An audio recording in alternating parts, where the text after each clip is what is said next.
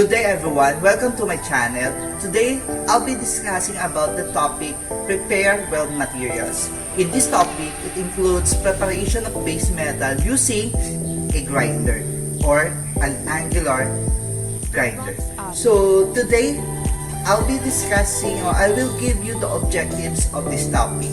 First, at the end of the lesson or discussion, the learners or the trainees should perform grinding process as well as observe safety precaution in grinding process, and last is to identify the purpose or uses of grinding process or grinder. Now, I'm going to present you the materials, tool, and equipment needed in this topic. So let's start with the materials. So we have grinding disc and base metal. Next, for the tool that we need is a grinder wrench. This wrench is intended for grinding process or for the grinder. And then also, we also need a grinder.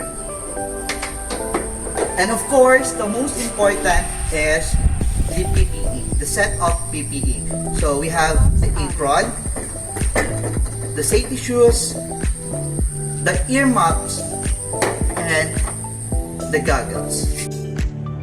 Okay class, let's proceed to assembling of a grinder.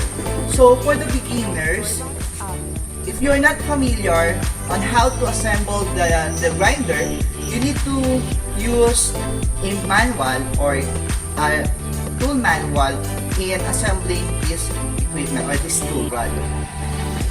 In assembling the grinder, first we have to press the spindle locking button here in order to loosen the threaded lock washer.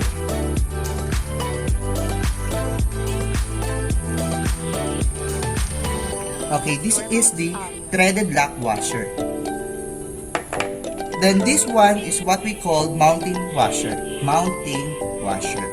And then second, place the grinding disc, then put the threaded lock washer.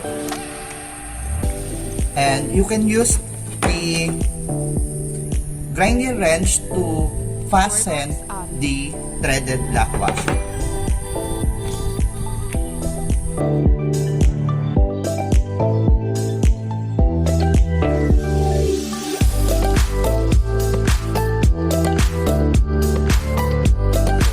Okay, we are already done with assembling the grinding disc to the grinder.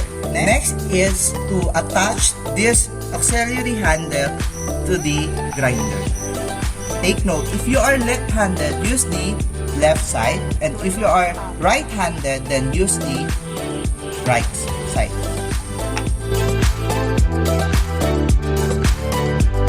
Finally, we are already done in assembling the grinder. And now I will show you how to use a grinder.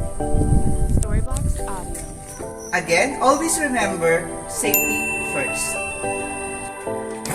A friendly reminders. In this task, we're going to use a construction glove, and then you have to remember that your glove or gloves are well fitted to your hands in order to avoid an accident.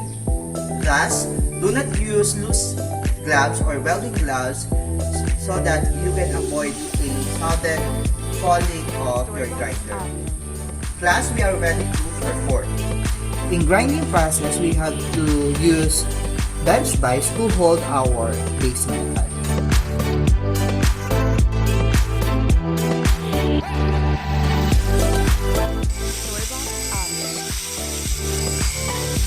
In grinding process, we have to consider the hand manipulation or the direction of your hands during the grinding process. It should be or it must be in one direction only. The grinder must be properly handled by the welder or by the student to avoid accidents or to avoid falling off grinder. This will be the finished output of our task for today. As you can see, the large amount of rust has been removed. Okay mga kabakal, muli nandito na naman tayo para sa isang makabuluhang talakayan patungkol sa paggamit ng grinder. Ano nga ba ang mga dapat at hindi dapat natin gawin kapag magamit tayo ng grinder? Kanina pinakita sa mga naunang video natin na paano gamitin yung grinder at paano ito isinasagawa ng maayos. Ngayon naman, itatalakayin natin kung ano ba ang mga di dapat natin gawin sa grinder.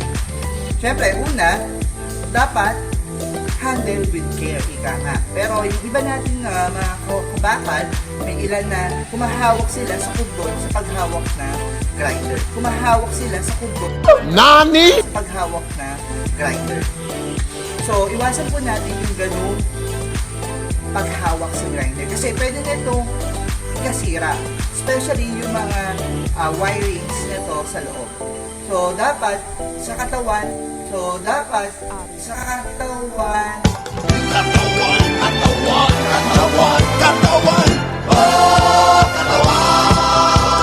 ng grinder nyo kayong mahawak. Huwag natin hawakan sa cable. Naintindihan ba mga kabakal? Pangalawa, sa pag-grind naman, habang kayo yung nag-grind, kung nakita nyo kanina sa ating video, ay one direction only. Pero, may ilan tayong mga kabakal na isinasagawa ang grinding process sa ganitong pamamaraan. So, gumagawa sila ng ganitong diskarte.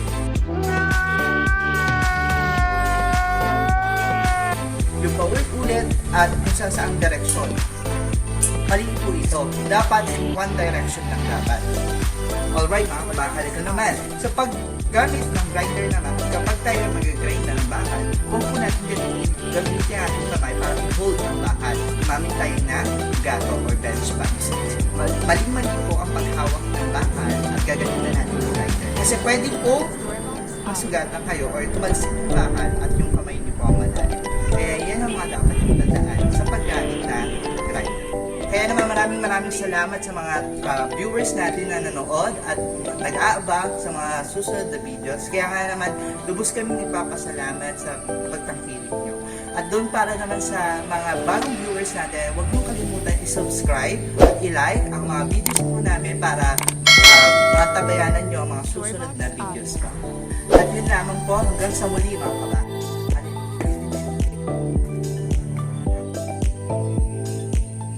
At yan lamang po. Okay.